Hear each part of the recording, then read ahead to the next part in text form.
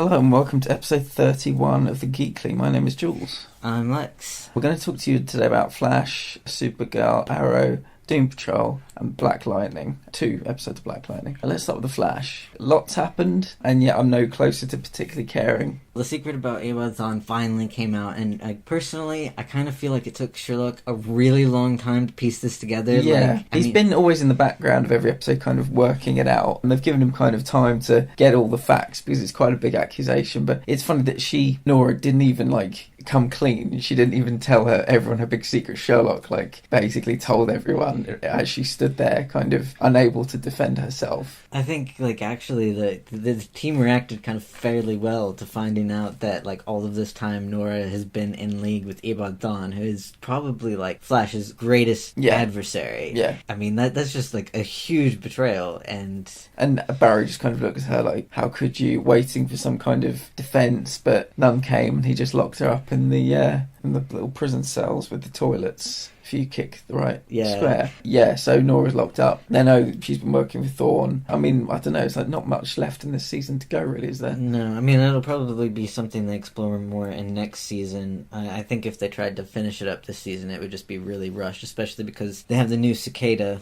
who is arguably better than the first Cicada. Yeah, she seems to have more powers. Yeah, I mean, she's pretty supercharged. Yeah, she can fly about, and she can fire, energy out of her hands to, push people against walls and lock them against walls. And she actually has a mission, and we talked about this before, how previous seasons villains all had kind of this overarching plan, whereas Dwyer seemed to just kind of be reacting and killing any random meta he came across. And we find out that Grace's parents were killed because a meta with some kind of, it's like static electricity or something. She touched an ATM. It's kind of like Gambit. She seems to be able to imbue things with energy and make them explode, basically. Yeah. And so she left, and Grace's parents went to use the ATM. It exploded, killed them. It was an accident. Grace steals a police file just to, find out who the meta was that touched it, and that's her quest, is to kind of avenge her parents' death. It's pretty obvious it's an accident. Dwyer comes up to her and says, Grace, I've read the file, it's an accident. She's just one-track mind, she wants to kill this meta. She kills Cicada number 1, Orland Dwyer, her uncle, pretty savagely, but she's now sort of beyond the point of any redemption, and she's flown off to fight another day, so the Cicada story rolls on for another week. The one part of this episode that I didn't really buy was Dwyer's complete 180. I mean, he's been killing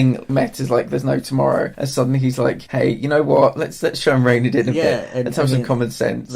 I enjoy The Flash least of all the shows as for the past couple of months. I've got nothing else really to say. I want to move on to better things, to be honest. Any summing up of The Flash? It's just kind of another crappy episode in a series of crappy episodes, and this will probably go down as the worst Flash season ever. Yeah, I mean, we're at episode 15, we're still on the Cicada thing, the secret's out, Nora, who's utterly useless, has been locked away, don't know how she can get any sort of redemption. She undoubtedly will. So in Arrow this week, we did the entire episode basically, aside from the last minute, in 2040. Star City 2040, and I have to be honest, I've written down on my notes, surprisingly coherent and, dare I say, compelling in places. I had zero expectations going into this. It surprised me. I was actually kind of dreading watching this episode because the flash forwards to this point have been so kind of momentumless and directionless, and so I was thinking, oh god, an entire episode of that, it's gonna just be horrible and I have to suffer through it. But it was actually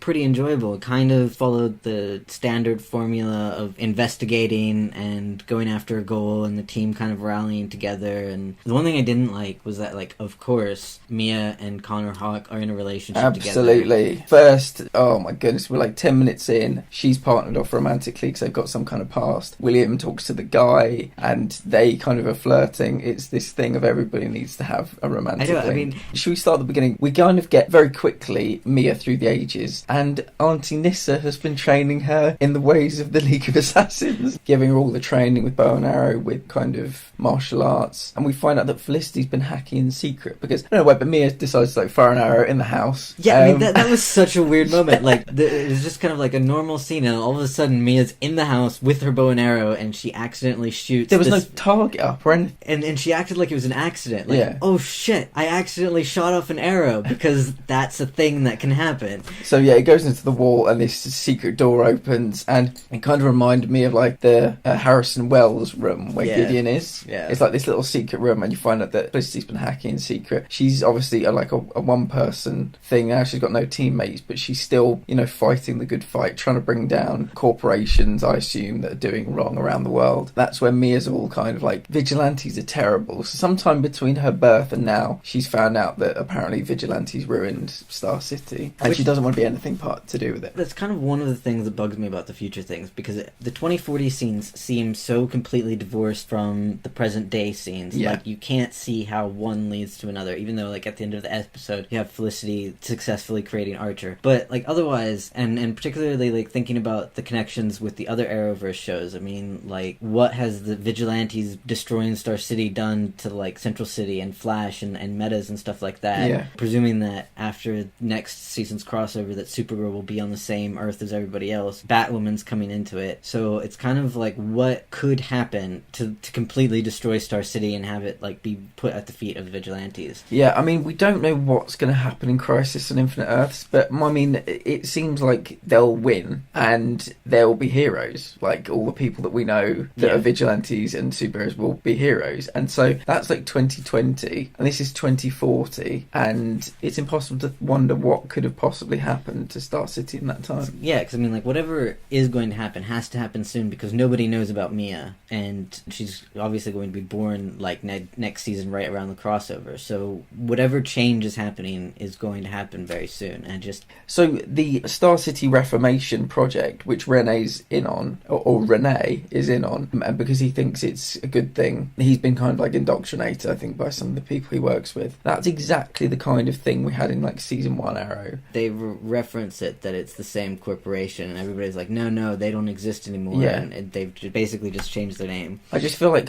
that's an idea that's just done to death. I'm not sure what else they could do, but... I kind of liked seeing Renee as the villain, and I was a little bit disappointed that he made like a 180 so soon. I mean, like, his daughter's dad's being played. He goes and investigates. Yeah, you're absolutely right. Like, everything I thought I knew is wrong, like, immediately. And yeah, they're just doing the old blow up the city thing again, which is kind of boring. So what did you make of, like, Mia? I mean, we might as well go through the characters. They're a bit more fleshed out this week. Yeah, a little bit. I was thinking as we were watching this, actually, that if they did do a 2040 show, I would be more down for that than an Emiko storyline, because I think they've done, particularly with this episode, the future characters have just a little bit more development to them. Plus, I really like Arsenal. That was quite shocking when he nearly killed the guy. He like jumped on him and started beating him to death, and they had to like rip Roy off. So between like present day and this day, like Roy's you been through have to figure stuff. There's a reason he was out on Lianju all by himself. And I think I forget who it was. I think Renee said, "I thought you were dead." Yeah, everybody thought everybody was dead. Yeah, nobody knew Mia existed. Yeah, it's a weird coming together of people. Renee obviously looks like he's aged. Diana looks like she's aged. Roy looks like she's aged. Felicity looks exactly the same. Shorter hair. Her demeanor's a little bit different. She was a little more balanced and a little less perky manic. But yeah, essentially they gave her a new haircut and that was it. We had a little bit more about Connor Hawke, and yeah, it just bugged the hell out of me that the first thing we find out about him is that he was in a relationship with Mia. He's working for something called Night Watch, which he refers to as the Good Argus, which is a little strange. And so she's like, "Oh, was it all a lie?" And he's just been... And of course he's like, "No, it was all true." Yeah. I thought, like, I was a bit disappointed by Connor Hawke in this episode. I don't read Green Arrow, so I don't really know much about these characters. But, I mean, people have talked about Connor Hawke as a really cool character, so I was sort of looking forward to, like, seeing that. And basically his sole purpose in this was to, like... romantic. Flash a badge and get Mia into this building and then have like a little romantic spat with Mia, and that was like it. I'd be so much happier if these people would just come, we find out about them, and we don't need to have them all sort of tied together like every other show. Let's just let them be. And particularly with the 2040 characters, there are enough connections between their parents that you don't need to contrive connections between them. Yes, I mean, good episode. Like, it surprised me. It was more enjoyable than I thought it would be. But I'm generally no closer to liking any of these characters. No closer to wanting to watch a show about 2040 Star City. They are becoming a bit more compelling. I don't really like the William character. He's just a bit of a smug arsehole. Mia, badass. Like, he's kind of very much like season 1 Oliver a little bit, you know. I mean, maybe pre-Lian Yu Oliver, but season 1 Oliver's... season 1, because that's the first time we saw Oliver. Fair enough, yeah. And the way that, like, he pretended pretended to be to cover up the fact that he was Arrow. This kind of just privileged rich white guy who gets whatever he wants because he can flash money around. It's gonna be weird having like a smug Overwatch character. I don't know how that's quite gonna play, but so he's him, Mia's whatever, and yeah, Connor Hawke again, just nothing. He's just like so one-dimensional at the moment. He is like a prop for Mia at the moment and nothing more. Yeah. We know about the kind of the older characters, and they're just involved in a plot that was going to blow up the city, and that's just really been done. So enjoyable, but nothing here that makes me want to watch this show. I enjoyed this episode of Supergirl, I have to be honest. Really some real savage stuff happening. Can we talk about the first scene quickly? It's like walking into a Superman film. Lex Luthor has got Lena prisoner in Metropolis. There's red sun in the sky. They don't quite explain why, or how rather, and she's just pleading with him like, Lex, you can't do this, like we can't, humans will perish under red sun. And it's about, he wants obviously Superman to be weak, and he talks about himself being the man of tomorrow and how he was robbed of that idea by Superman. There's a helicopter outside, he presses a button, it explodes. This was like quite an interesting first scene of the show, and a real interesting impactful introduction of Lex Luthor. That's like a whole 3-episode arc I would have watched, like a Superman Lex spin-off. What did you make of it? I don't like the actor that plays Lex. The episode was fairly predictable with zero surprises. Oh, predictable as hell. Lex himself just seemed very tame and domesticated. I usually put Lex Luthor up there with the Joker, like really sort of diabolical, top of their game, and this all just... it was boring. I have to be honest, I had a completely different take, and I was comparing this to kind of Agent Liberty, what they call the Elite, and this captured me far more than anything really that's happened so far this season. It was all predictable. It was that coincidence that Lex has obviously got cancer via kryptonite exposure. He needs to be treated with black kryptonite. Lena's been working on black kryptonite. James has been shot. She's going to have to make this thing work, this cure work to save James. Obviously she's going to save Lex. That was all predictable, but I enjoyed something different. I think I enjoyed something fresh. It's not the best Lex Luthor there's ever been, but I think I'm a bit world weary in Supergirl of them overdoing. I mean, the Elite, when they were all imprisoned like at mid-season, Manchester Black and Menagerie, they should have stayed there, and we should be doing something else now. And Agent Liberty again, probably could have done with him being in prison for a while more, but I just enjoyed seeing something nice. And it was nice that he fooled everyone and he kind of got away with it. And too often Supergirl will always, like, there's nothing she can't do and nothing she can't resolve. Every bad guy we've had at the end of every episode, they're always like taken care of, but this is something that's going to maybe linger for a little while. He hasn't earned it yet, but it felt different, and I quite enjoyed that. I think I didn't see anything different or fresh or kind of new. I mean, Jean killed Manchester Black, and I mean, I think that was probably the most interesting storyline of the entire show, was Jean kind of battling whether to be a man of peace or a man of violence. Everything Lex did was fairly unambitious and really easy. And I mean, Lex Luthor frequently is able to outthink Superman and get really far into these plots without being stopped. So it's not really that surprising that he wasn't even on Supergirl's radar at this point. He gave himself a stroke so that he could go in, and it was just a bunch of scenes of Lena and Lex kind of talking about their family history, and then it turns out that he betrayed her, and it was like, surprise, surprise. Yeah. He is a character who goes to extreme lengths to get what he wants, and just this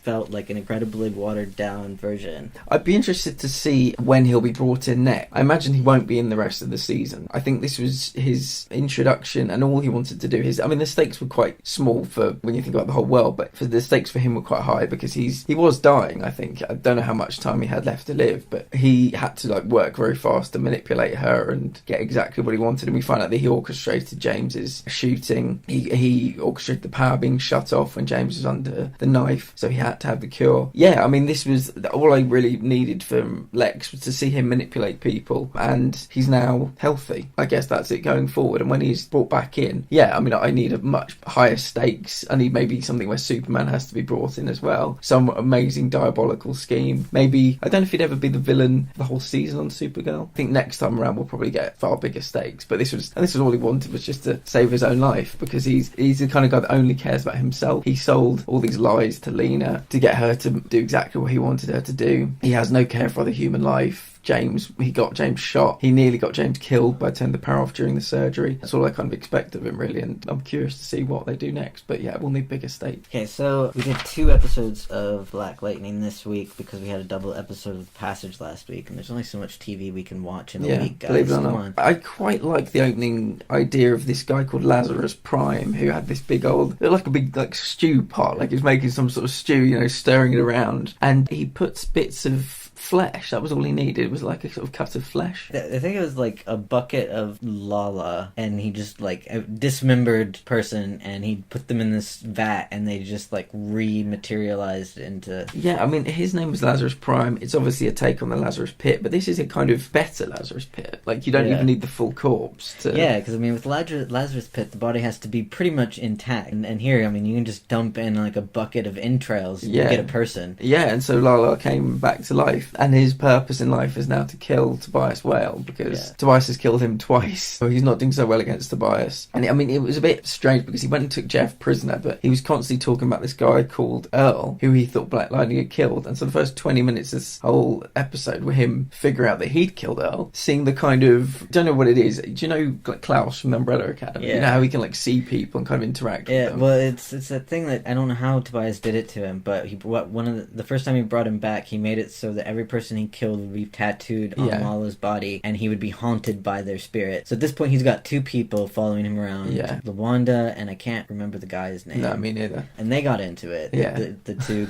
Meanwhile, Jefferson is just sitting there like... thinking he's lost his damn mind. Who are you talking to? Yeah. And so anyway, Earl becomes the 3rd, and Lala's like, oh yeah, no, I killed him. So it was kind of like a waste of the first. I mean, we've got 3 episodes left in this season. That's the opening of the first of the 3. Yeah, so he's now haunted by 3 people. It's getting a bit busy. I mean, he's going to need a minivan. In this episode, Nyssa was kind of on her mission to find out Grace, and she eventually did put it together and told us that Grace is a shapeshifter. Which is pretty cool. I mean, in all of the Arrowverse, have we got any other shapeshifters? No, we don't have any other shapeshifters. Jean has this thing where he can bounce between 2 forms. I don't know if he can do anything else. Legends have come across shapeshifters. Oh, of course. Charlie was a shapeshifter, wasn't she? Yeah. But I think that's the only kind of like main shapeshifting character we've had. Yeah, so it's pretty cool. And she tracked down this address where she thought Grace was, and she found this old guy who was doing all these amazing martial arts, like beating the holy hell out of her, and she saw his eyes like flickered in the way that Grace's eyes had flickered that time. And then she went home, talked to Jennifer, and then it kind of dawned on her that was Grace. That'll be a cool person to have on the team, won't it? I'm looking forward to like Nyssa finally like catching up with her and being like, look, you know, it's cool that you're a shapeshifter, I can do this stuff, like, no problem. Odell is spying on the Pierces. Did we know that? I don't think we knew that until it was quite cool because he had all these like tech geeks, and he's like, so nobody knows we're here, this is like Black Ops, like there's no digital trace of this, no digital footprint, no, you're fine, we're the only people that know. And so he kills them all.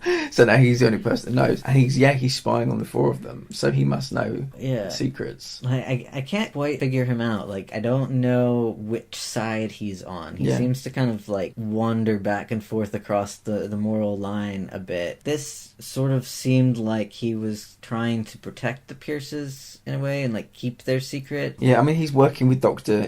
Chase, who knows of a family that have these powers, and she's looking for them, and they work together, so you don't know what he's told and what he hasn't told her. Odell is also, he's really tried to push this girl, one of the pod kids, who was kind of learning, she has these like wind powers, and he was trying to like push her as far as she could go, and Lynn was very much against that. So yeah, it's difficult to know what his larger plan is. Just seems like a bit of an arsehole. Again, we had the thing of like, you know, the government wants to weaponize these kids, and Lynn is like, no, but they're human beings. And so throughout this whole episode, Jennifer's getting her suit made as well, and she's like, she wants it to look this particular way. Gamby's quite old fashioned, there are loggerheads about that, and you just knew that as soon as Tobias was spotted, she was going to go and try and kill him. Earlier, Jefferson had been like, right, okay, if we're all going to be a crime fighting family, we need rules. Don't tell anyone our secret identities, always have backup, no killing. And Jennifer, like the youngest, is like, I think we should kill this guy. Tobias Whale, he's just a plague, we should kill him so he can't kill other people. And she can't make Jefferson understand that, even though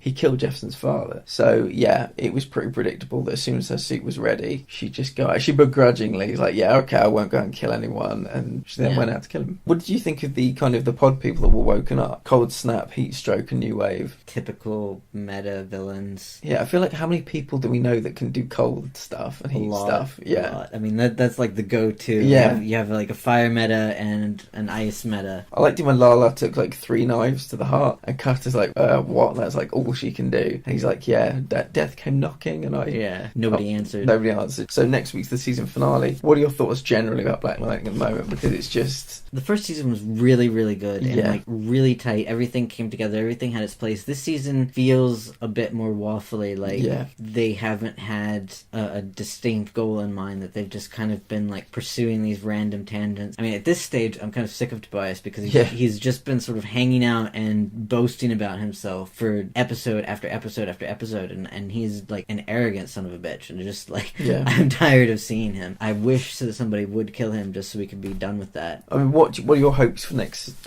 episode, the season finale? Presumably, they're all going to confront Tobias and maybe kill him. I would like it if they killed him. I think it's time for a new villain in Black Lightning. Let's talk about Doom Patrol, which is, I think, my favourite. Yeah, it's a nice sort of palate cleanser after the kind of tedium of things like The Flash, which just is and even Black Lightning's becoming a bit of an I want to be entertained, and this was really entertaining. Episode 6, I think it's called Puppy Patrol. So the big eye is in the sky just blinking people out of existence, and they're kind of dissolving like in Infinity War. And it was quite interesting. We had Calder and Nobody deciding to work together to save the world, and everybody else was kind of on the bench this episode. They were like the two main characters. They have a kind of respect for each other and like a begrudging whatever, and they work together to save the world, because I mean nobody wants to rule the world. He doesn't want to destroy the world, which was kind of what this Nernheim blinking eye would do. So they kind of work together to save the world. In the process, we get an awful lot of Jane's backstory. The purpose was to find a personality called Dr. Harrison, who has the ability to charm and influence, basically get anybody to believe what she tells them to believe. And she had to start this cult for the Recreator.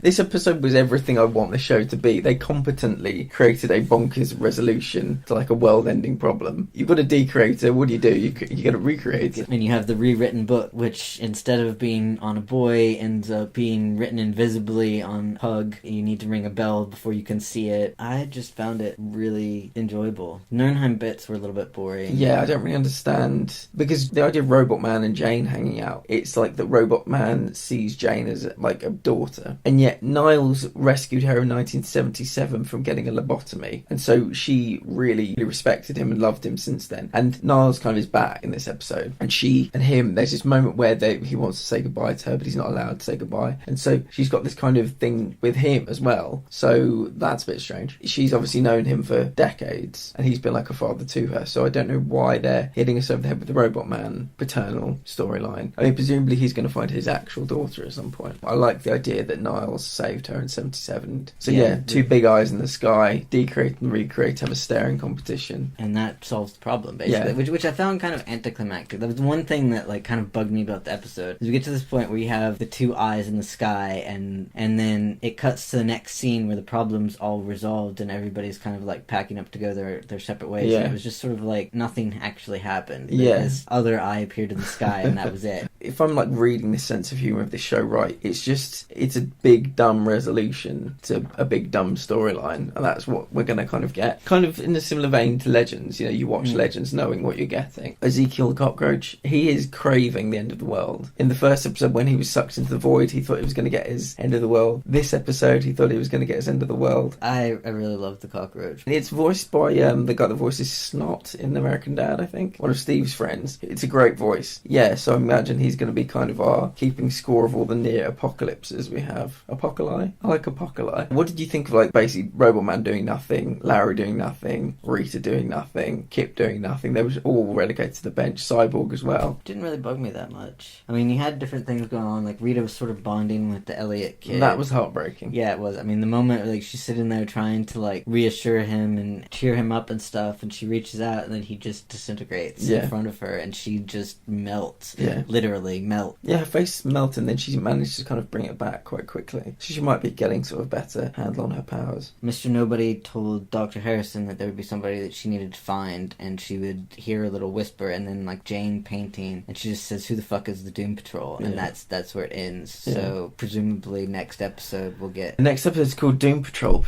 So we'll have to see. That about does it for this week. On Friday we'll have Game of Thrones season 4 for our patrons. So if you want to check that out, you can get access to it for just $1. We're on Patreon at Geek Nerd. Yeah, I think that's it. Just Geek Nerd. We're on Twitter /at Geek Nerd. No forward slash. No forward slash. At Geek Nerd Pod. Facebook /The Geekly. See you next See week. you.